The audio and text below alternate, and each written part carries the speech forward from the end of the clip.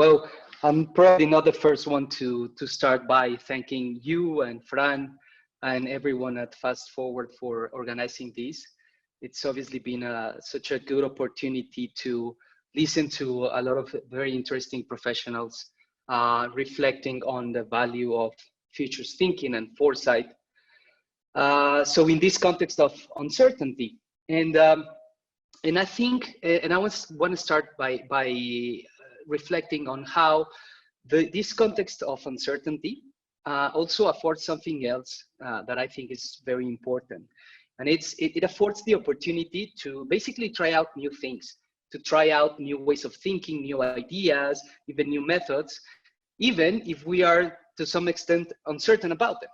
At least that's what when Miguel invited me, I always thought that I wanted to take this opportunity to try out something different, perhaps more experimental in terms of thinking. So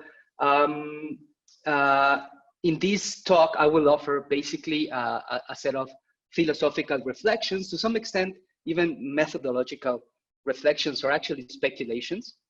And of course, I don't want the audience to take this as a kind of like a established proof, theory or methodology or anything like that. I mean, as probably other speakers in this summit, I am taking this opportunity like in the heat of the moment to reflect and to almost think out loud. And some of these reflections, of course, are based on previous work that I've done in the academic side or also on the professional side. So it's kind of like an speculation, but with some basis. And even the title, which I read as circa 2019 question mark, is actually a nod or a reference to these two guys, Gilles Deleuze and Félix Guattari, this couple of French philosophers or Guattari psychotherapists, who in the 1980s published what is perhaps their major work, at least working as a couple, as collaborators. This work, 1,000 Plateaus, or in French, 1000 Plateaux. And what I like about this work many things, but something that it seems to me relevant now is how they organized the content as a series of philosophical reflections or speculations that they then dated to specific moments in history. So for example, one of my favorite ones is 10,000 BC, the geology of morals, or 887 BC AD 70 on several regimes of science. So kind of like a range or a period, which is what I'm gonna be doing here. Or 2027, the treatise on nomadology. They use all these different dates or moments in history as almost like portals to reflect on certain things. So, and something else that I think relevant now is that this practice of going back into history in order to reflect or to think is of course very well established in popular culture and very much so in this current moment. People are all the time going back to think about moments in history like the Spanish flu that seem to resonate with what we are currently living. And this practice of thinking back historically has some reflection also in the practice of foresight and futures. But the more kind of like folk idea of thinking about history or using the past as a way to get insights is perhaps very well captured by this famous phrase by the Spanish-American philosopher or thinker, George Santayana, who argued that those who cannot remember the past are condemned to repeat it. And this is a way of thinking that I think all of us can relate to. But while thinking about this phrase, it's also possible to perhaps try to reflect or even modulate or almost try to improve the basic idea, because to some extent we could say that it is not only those who cannot remember the past who are condemned to repeat it, but one may argue that also those of us who can remember the past may be to some extent condemned to repeat it. And even that, we could say that while remembering the past is not only a condemnation, but also to some extent liberation or an enablement. And then finally, it's an enablement not just to repeat the past, but also to restage it, to question it, and to bring it into the present or to the future in a new way. So one is almost tempted to rephrase this famous idea by arguing that those who can remember the past are better enabled to imagine futures. And as I said, this is reflected in some of the practice that is established in Futures and Foresight. So for example, one of the organizations that I collaborate with, the Institute for the Future based in Palo Alto, where I work as a research affiliate, has implemented this idea in a way of thinking, a mindset, which in turn is reflected in an activity, and then in a specific tool in the Foresight Toolkit of IFTF. And the basic idea is, and the title is this: look back to look forward. The idea is that by looking into the past, we can better see how large drivers of change came together in different moments in history to create unexpected futures. So before launching into an effort to imagine the future, it is very useful to go back into history to get a sort of like historical context. Also, perhaps when working with teams, to build a common perspective on what was important in the past. But also something that I find very, very valuable is to find patterns of change, to understand how things have changed in the past, to better illuminate how things can change in the present and towards the future. So perhaps using a different language, we could say that looking into the past allows us to form theories of change. So theories about how change happens that we can use not only to understand past processes of change, but also use the same theories to project them towards the future. And one of the questions that always emerges is, how far into the past should we be looking in order to find insights? And this applies to every project, every situation, but also applies to the particular crisis or situation in which we are, all of us together now. How far into the past should we be looking in order to find insights into our current crisis? So a few days ago, I was reading a set of articles or reflections that Dan Hill has been publishing around the coronavirus. And I really like this observation, which I actually found to some extent almost funny, because as he argues, the impact of the virus is currently being pitched as anywhere between the common flu. There is still people that believe this is just a common flu. And on the other side of the spectrum, sometimes people pitch the impact of the virus as the actual end of capitalism. So it's hard to find kind of like a middle ground between basically disdaining or ignoring the real importance of the event, or to really exaggerate it, or to actually interpret it as a wide civilizational change.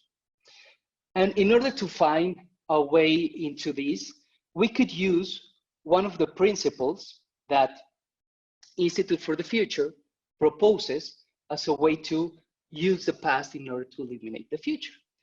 And the principle is this: it's quite basic and really useful. They argue, we need to go back at least twice as far as you want to look forward. So the idea is that we need a time frame that is large enough to allow us to understand historical changes, processes of change. And depending on the specific task, this could be anywhere from 20 years to up to 4,000 years, although the latter is quite rare.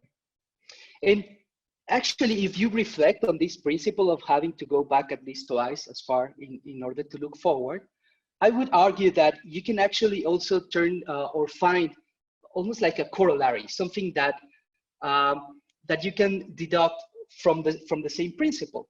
and is that one is only able to look half as much forward as you are capable of looking forward, backward.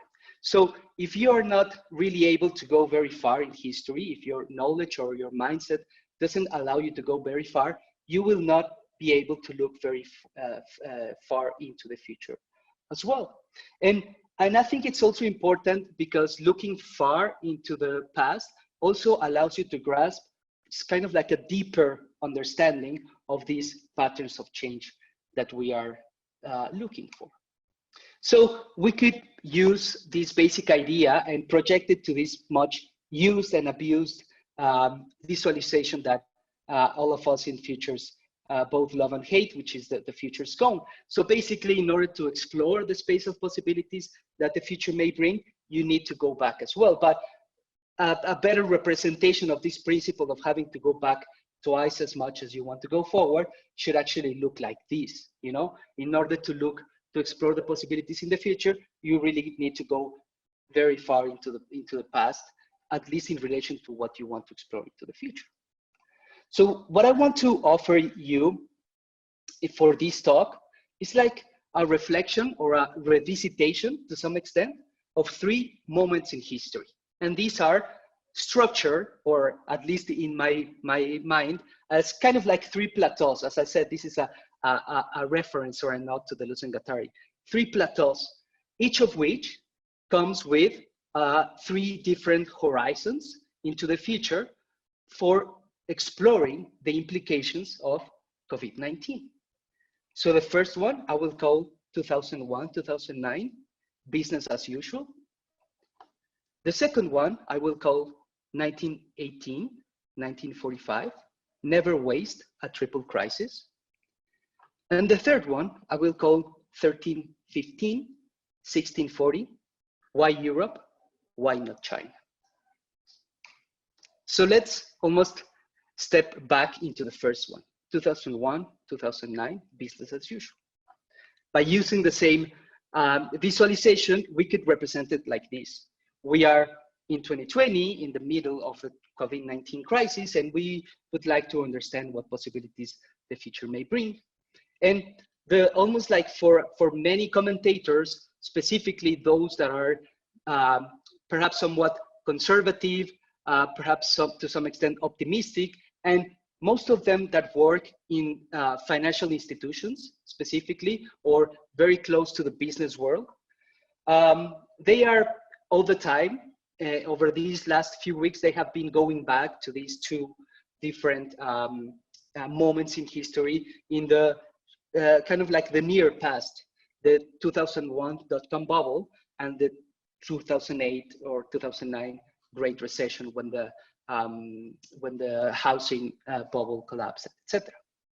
So, and actually you can find this very specific way of understanding the current crisis. So for example, a few weeks ago, there was a, almost like I don't recall exactly if this was published or actually it filtered out, but a report from JP Morgan that, as the title says, was expecting what we are seeing right now, what we are currently living through, a global depression in the second quarter of the year.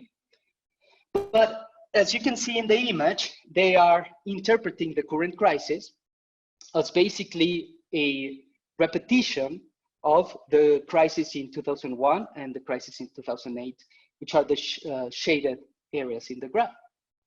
And by understanding the current crisis by looking into these 2 others, they are to some extent forced or drawn to provide somewhat optimistic forecast. As they say, their baseline forecast continues to see the dynamics of the March-April dive, laying the foundation for a strong rebound in the second half of 2020. So as you can see in the graph, they are projecting a huge spike upwards at the end of the year. And with this frame of mind, with this historical perspective, also comes a certain assumptions about what should be done.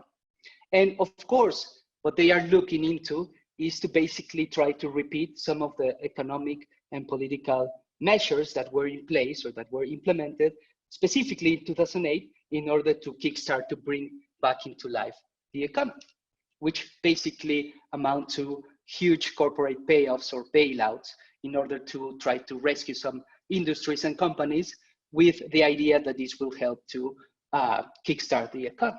And of course, there are many voices that are quite critical about this set of measures.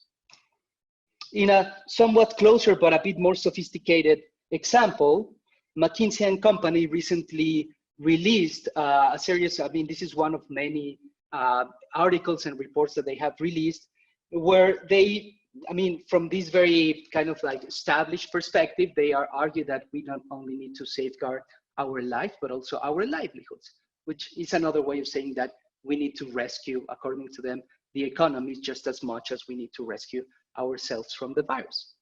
And they at least are capable of imagining multiple scenarios, as the image shows, which result from the combination of these two basic uncertainties.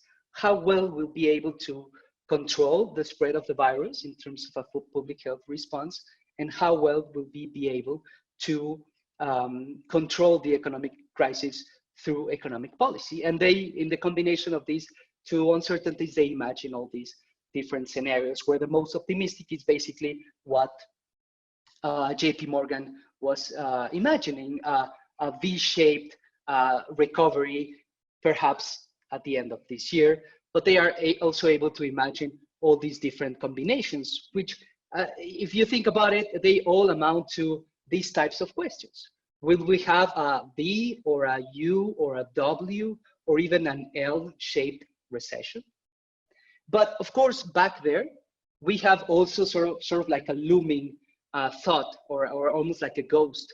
As they argue in the same report, the lockdowns that we are currently living in Europe, in the States, or actually everywhere in the world, are likely to lead to a huge decline that we haven't seen, a huge decline in economic activity that we haven't seen since 1933, which allows us to quite easily connect with this second plateau or second moment in history that I wanted to use as an opportunity to reflect on the present, on the future, but also, as you can see, as I did just with the previous one, to map some of the discussions or conversations that are taking place at the moment.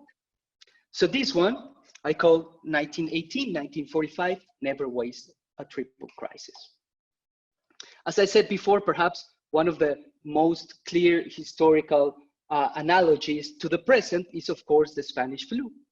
But we should remember that a couple of decades after that, we had like a big crisis, which is also becoming a moment in history that we are constantly going back to in this moment. So of course, the Great Depression and then the World War II, you can find all these discussions around mobilizing the economy as if we were waging a war. And actually, we could almost see, or some of us, at least I can say that for myself, we picture the current crisis that we are living through as almost like a compressed version of the Spanish flu, the Great Depression, and the World War II packed into one. And I'm probably not the only one. Mariana Mazzucato, the Italian economist, has recently published this article, Capitalism's Triple Crisis, where she argues that we are not only living through a health crisis, obviously brought about by the pandemic, but that health crisis is, of course, bringing or igniting an economic crisis with yet unknown consequences. And that, most importantly, these two crises are playing out against the backdrop of a wider, larger, and perhaps more important climate crisis. And that all of those crises, or these triple crises, cannot be addressed by business as usual. So sort of like by the mindset that is associated with the previous plateau.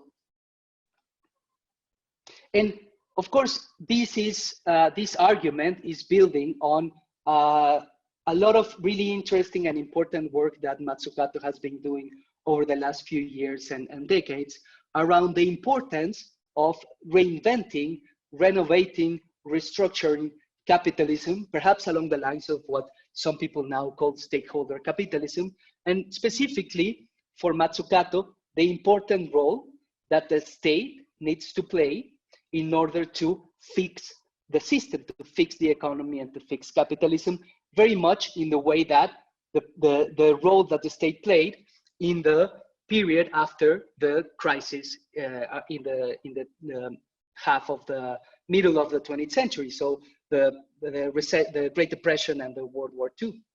And from this perspective, she argues that we can find good news in the sense that we should or we can use the current state of emergency to start building a more inclusive and more sustainable economy. And in this, she is, of course, working very closely to another economist whose work I've been following very closely for the last few years, Carlota Perez, a Venezuelan economist, but that works in England, among other things at UCL with Mariana Mazzucato, also exploring the need for this renovation of the capitalist system. And as perhaps some of you know, Carlota Perez has been developing this theory over the last few years about the sort of like the long-term historical development of capitalism, or specifically industrial capitalism. According to Perez, we can understand the last 250 years of capitalist development as a series of 4.5 waves of development, each of which has been spurred or launched by a technological revolution. We are, according to her, in the middle point of the 5th technological revolution of capitalism. And not only she has this model or this framework to understand the overall development of capitalism, but also to understand what happens within each of those technological revolutions or surges of development, as she calls it. And according to her, we can almost like double click on each revolution and find the typical S-curve of technological diffusion, where the cycle begins with what she calls a big bang, with an important technological breakthrough. For example, the current cycle that we are living through started at the beginning of the 70s, 1971, with the development of the microprocessor. So we are living through the revolution associated with information and telecommunication technologies, basically the digital era. What came after the early 1970s was a period of 20 or 30 years where there is a rapid growth in the technology, in the installation. That's why she calls it the installation period. There is a big wave of development and diffusion of the technology, but also a lot of financial speculation, which leads to what she calls the turning point, a period of crisis that has occurred in previous cycles. And from her perspective, this period between 2001, again, 2008 and 2009, and even 2019, 2020, we could interpret them as one big sustained crisis, which is the turning point of crisis and restructuring of the current techno-economic cycle. What's interesting is that, and also building on what Mazzucato argues, is that we could almost find a certain optimistic perspective by looking at things from this perspective, because maybe after the current crisis, we could find, I mean, and if collectively, socially, we do it, a period of deployment of the current technological cycle, which in the previous cycle has been associated with a new golden age, where all the possibilities of the technology are fully exploded or exploited, and which leads to a new period of growth, almost also inclusive growth, to the extent that in this deployment or golden ages, the distribution of income and wealth has been a bit more equitative. And writing about the current crisis, Carlota Perez argues that this could be the end of austerity and of this long turning point. It could be the beginning of deployment shaped by seriously proactive governments. So again, the role of the state, not just by leveling the playing field, but actually tilting it towards what she calls smart Green New Deal, or previously smart green growth and sustainable global development. So this could be the contours of the next golden age. And of course, this is this perspective that I explored through the ideas of Mazzucato and Carlota Perez are only one possibility among many. We could almost plug this ready-made framework, the alternative futures framework by James Dator, to argue that to map the current discussion around, for example, those that propose like Mazzucato or Carlota Perez, the possibility and the desirability of a period of green growth versus those that actually question altogether this perspective and call for what, from Dator's perspective, would be basically a disciplined or constrained vision of the future around a transition towards a degrowth economy, a type of economy that doesn't require all this huge level of material consumption and growth, both at the national and company levels. And beyond this opposition, we could also map two more radical, disruptive possibilities. On the one hand, a definitive collapse of the global economy, or perhaps a transformation beyond capitalism.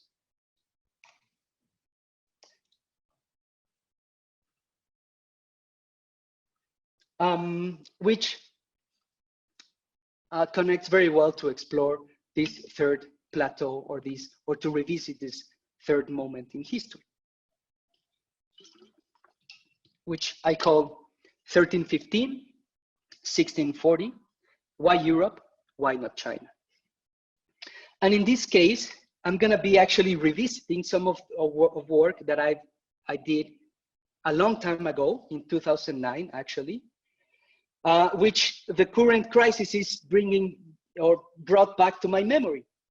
Back then, I collaborated with one essay, an article, a chapter for this collection called An Unlikely Alliance, Thinking Environments with Deleuze and Guattari, a collection of articles that explore the intersection between Deleuze and Guattari's thought and environmental or ecological problems. And in this, my own contribution to the collection was an article called circa 1315, 1640, Why Europe, Why Not China? Contingency, Ecology, and World History. Basically, what really caught my attention and that I explored in that chapter was a question that I found 3 or 4 times posed in the different books by Deleuze and Guattari, and which is this one: why Europe, why not China? And it's kind of like a proxy for a bunch of multiple questions.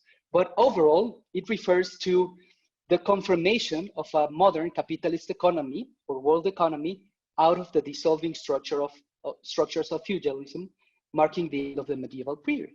So basically the question, why Europe, why not China, is a broader question about the so-called rise of the West, or why did capitalism and modernity and everything that happened after that emerge in Europe rather than in China. And from a philosophical perspective, this was a really interesting question to be posed by Deleuze and Guattari, because what they were aiming for was, they were aiming it as a critique of all these different philosophical frameworks that had been developed throughout the modern period that try to understand history in terms of a necessary set of processors or a necessary sequence of events that just made sense and that had to happen in that way. And for Deleuze and Guattari, as they argue, that question of why Europe and why not China was actually an eminently contingent question. That is a question that should be answered by looking at the actual specific processes, facts, or events, rather than to try to interpret it as a necessary unfolding of history. Basically, they argue what happened in Europe in that long period could have happened anywhere in the world, or actually could have not happened at all.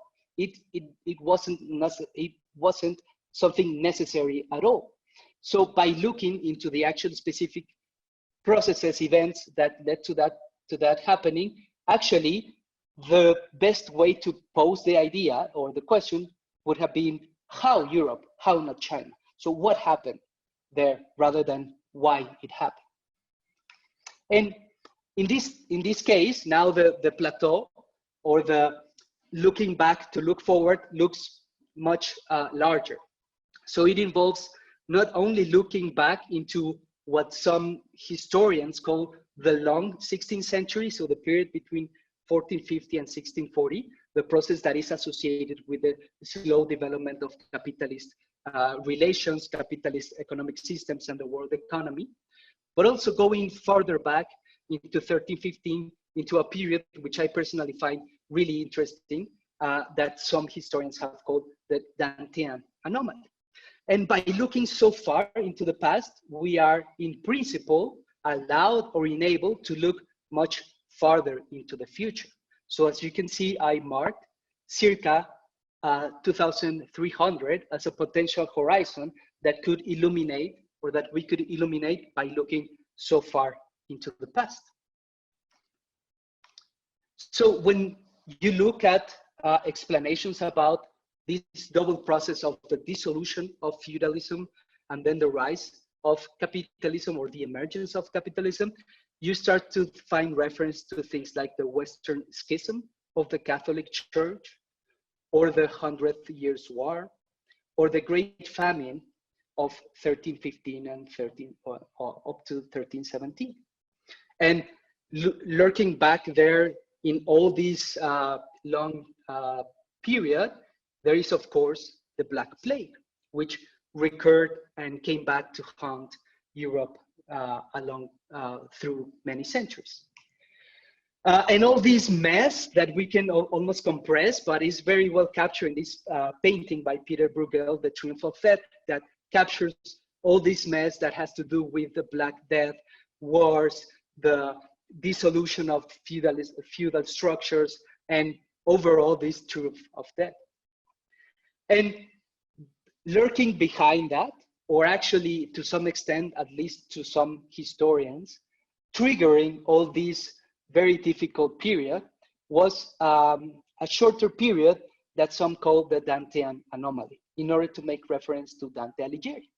Basically, the idea is that in the last years of Dante Alighieri's life, so around the beginning of the 14th century, he was a witness to a rapid shift in climatic conditions that led to cooler and wetter weather overall in the continent. So that when he completed his most famous work, the Inferno, in 1314, he portrayed the punishment for the gluttonous in the third circle of hell with incessant rain, hail, and snow. So he was basically, or his description actually coincides with the weather conditions that contributed to widespread famine in Italy and elsewhere in Europe around this time. So as Neville Brown, a geophysicist turned historian, wrote in a book called History and Climate Change, there was a complex set of factors in which climate was deeply involved, rather than just the Black Death or economic troubles or the intellectual questionings of the time, in order to bring about the end of the medieval period.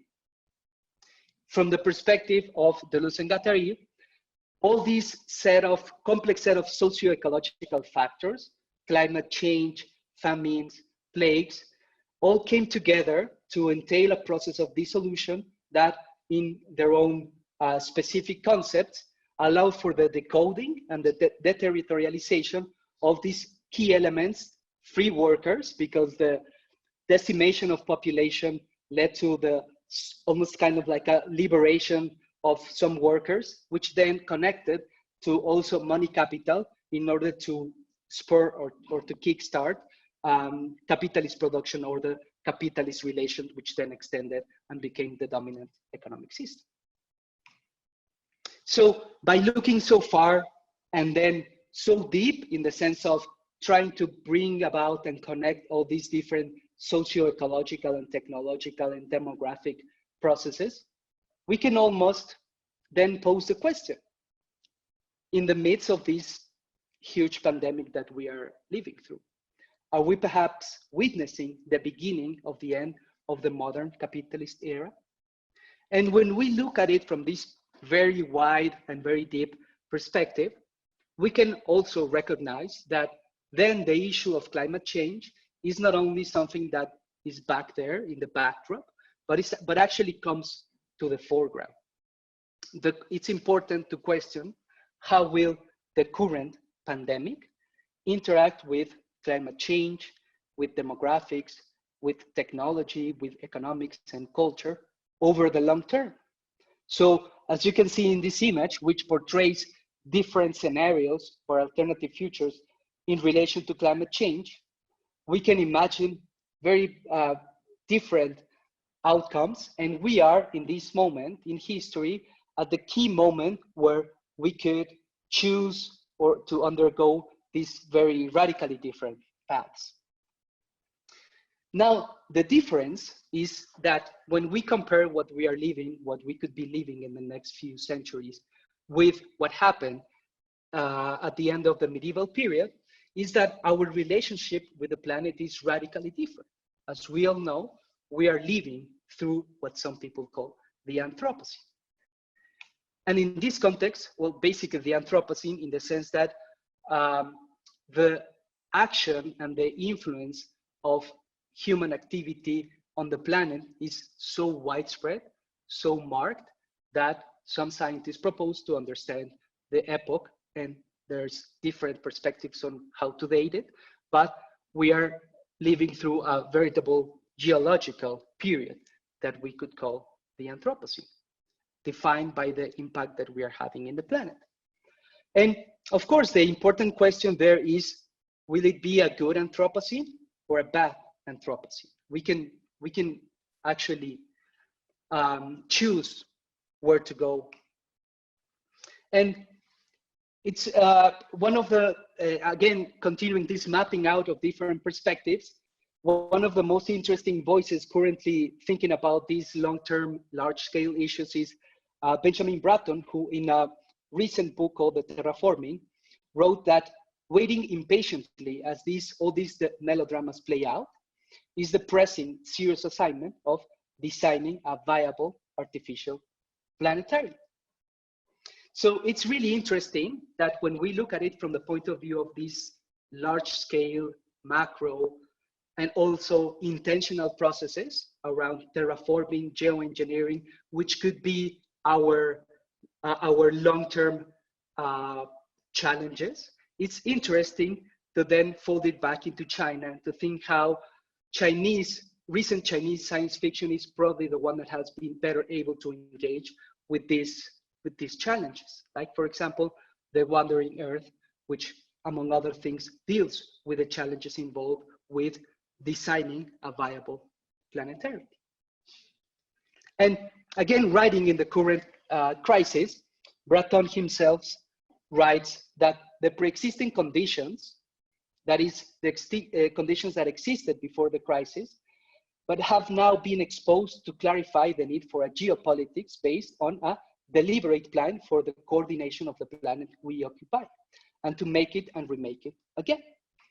So basically, in the end, we could argue that the COVID-19 pandemic is challenging us, basically, to remake our planet for the long term. So what I've tried to offer you in this talk is basically an exercise in thinking back, looking back in order to look forward, and doing it in terms of 3 different horizons, both back and into the future. So we could go back to the near past by looking at the previous set of crises in 2001, 2009, which allows us to explore a smaller set of possibilities towards the future. We could try to do it farther than that, going back a century to understand the triple crisis that also existed in the middle of the 20th century, and which allows us to imagine a set of possibilities for perhaps the middle of the 21st century. But then by looking further back into the end of the Middle Ages, so all the way to the 14th, 15th, and 16th centuries, we could perhaps gain enough perspective and depth to start to imagine what are the implications, even of COVID-19, for the long-term perspective of the Earth. So I just want to end up with a final reflection. Brian Massumi, the translator and one of the main commentators of Deleuze and Guattari's work, explains how we should take Deleuze and Guattari's ideas, following up on what they called pragmatics. So Masumi writes that when we engage with Deleuze and Guattari's ideas, concepts, reflections, we should not ask, is it true, but does it work? What new thoughts does it make possible to think? And I think that the same applies to these plateaus that I try to share with you, but also to some extent to all futures work in general. Whenever we encounter a provocation and an imagination of the future, we should not ask, will it become true? But does it work? Does that image of the future work? What new futures does it make it possible to imagine? Thank you. The first one is, do you think the current economic climate could align with this new economic cycle? Do you think power distribution will change? I mean, that power will have to be more distributed? Yes, definitely. I think that's one of the main challenges. If we wanted to take the sort of like the route rather than the first route, the short-sighted, so to speak, route that most organizations, a lot of governments, and definitely the financial establishment is pursuing. If we want to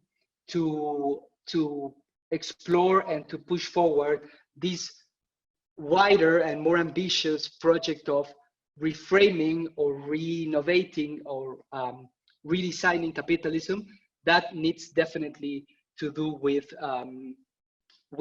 a power struggle. That has to do with a struggle to capture at least some power to re-strengthen the role of the state, to remove some of the power and some of the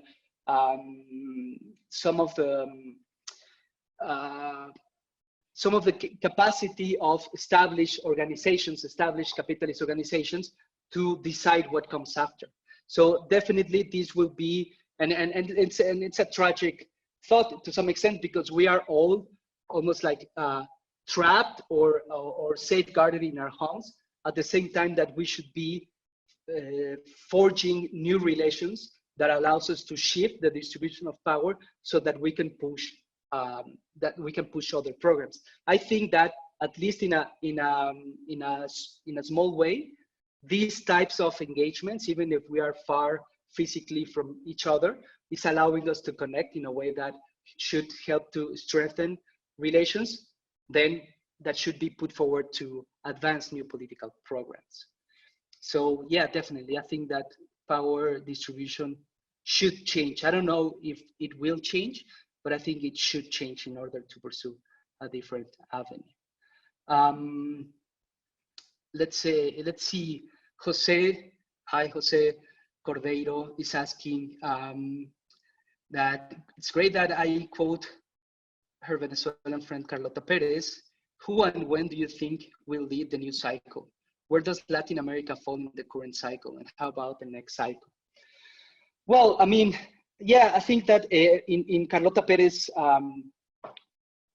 work, also each technological revolution or each techno-economic cycle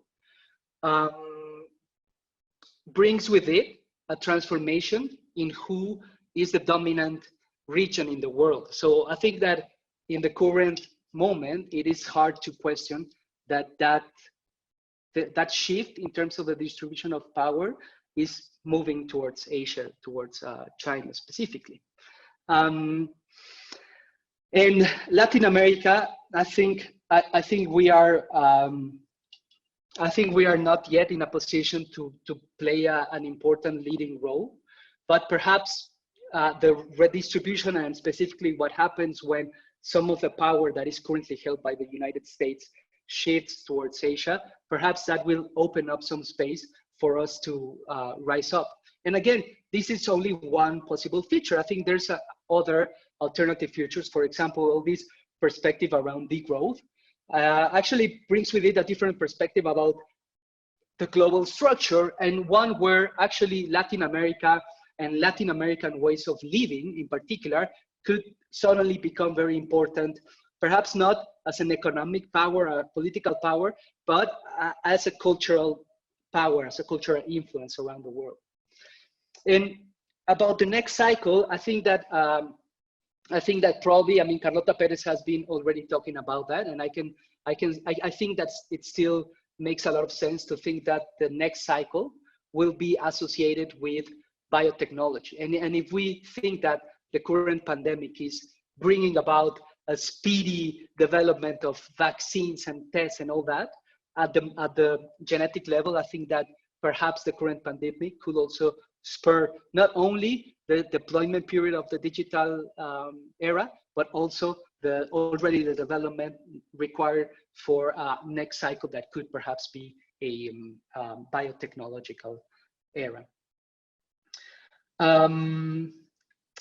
Kat Kwai is asking, what should lead in the rebuilding of capitalism? Is multilateralism dead? How to coordinate this transition in an intentional way? This is such an interesting question. I think that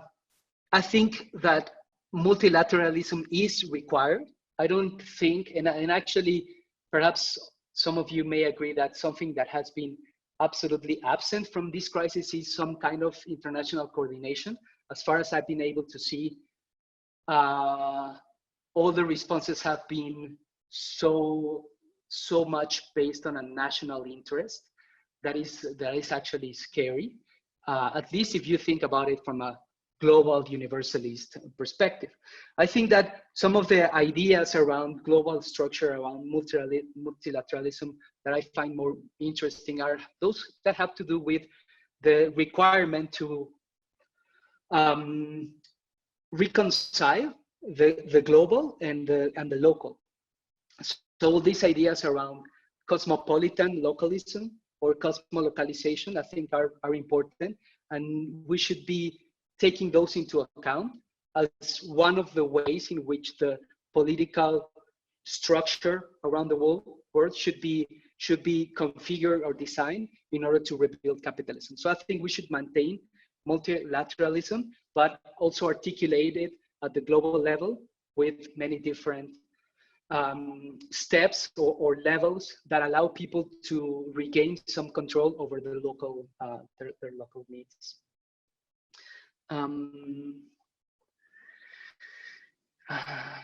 Then Madebo Fatunde is asking, he's thankful for the mention of Chinese sci-fi, and can I recommend other international literature to translate to English which is operating in a similar space? Well, I should probably think more about it, but I think there's definitely a big movement in sci-fi, for example, in Africa, that is really interesting. I mean, in Asia, of course, in other countries beyond China, that is really interesting. At the moment, it always happens to me with these questions. If I can recommend some reading, I'll probably start to think more later on. When a new crisis emerges like COVID-19, that is not easy to relate to past. How do we use foresight to understand the future?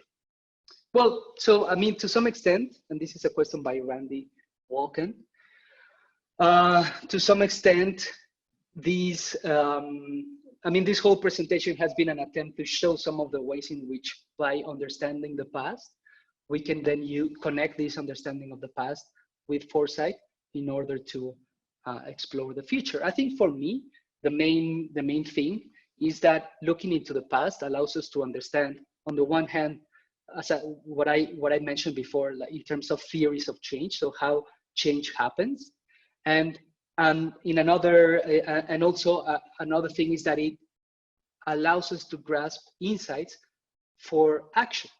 So even in those three sort of like exercises or plateaus that I did looking into the past, what I tried to do also to highlight some of the actions that were taken.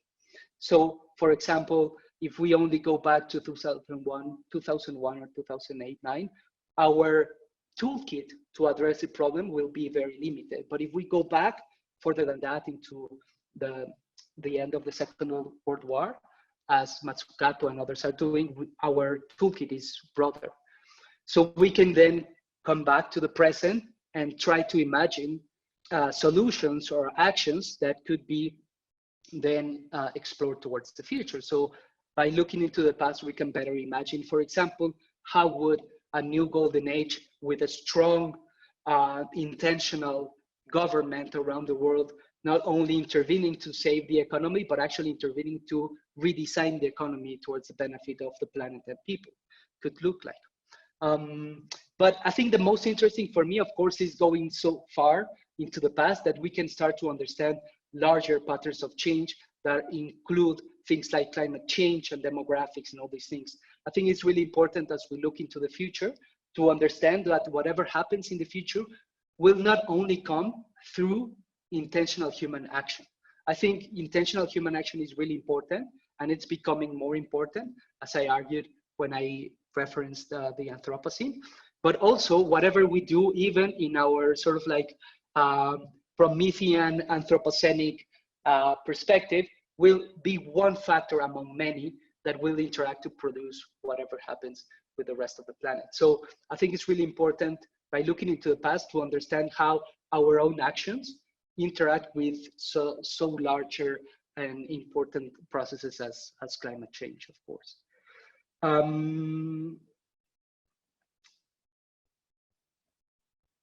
Could you use the same process plateau with a nation Chinese focus? I would love that. I would need to really develop way more my understanding of the current moment and Chinese history. And that'll be really great.